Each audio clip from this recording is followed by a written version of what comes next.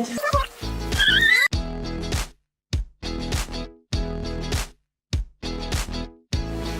name's Lewis, and today we're going to be making grilled cheese.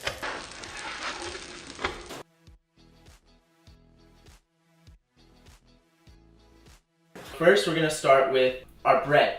We want to make sure that we get a nice layer of mayo on the outside because it'll give it a nice fry once we put it into the pan.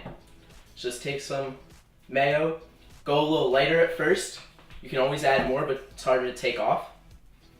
I have the pan heated up to about halfway, and I'm going to throw some butter on, which will help with the frying process. Get that nice golden outside to the grilled cheese. And then bring the cheese over so you don't get any on the floor and it's alright in the pan.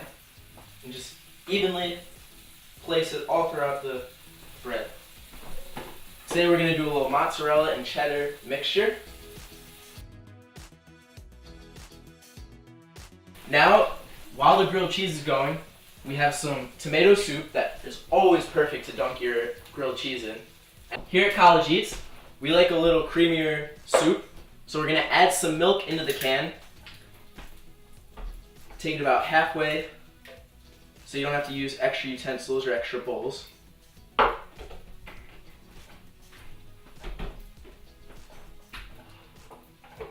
Stir it to get all that last extra tomato goodness in there.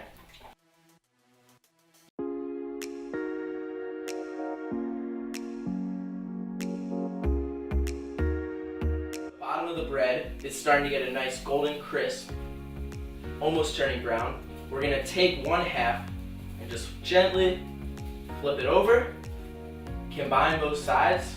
Oh my goodness, look at this. And I like to move the grilled cheese around in the pan because the center is the hottest point. So the bottom parts of the bread that were already towards the center have a deeper. And then, alright, there's a debate about do you cut it on the diagonal or the vertical, or how do you cut your grilled cheese? I like going for nice triangles, so I'm going to go across.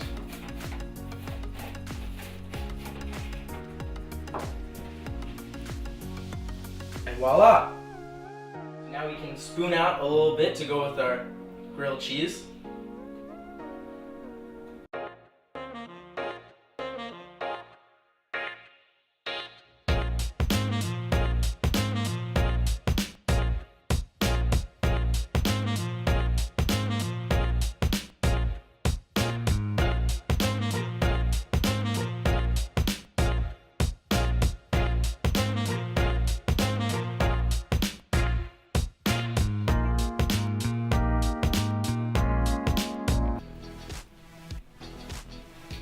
Thanks for joining us this week. Make sure to get us on Snapchat, Instagram, and Facebook. We'll be back next week with more delicious recipes.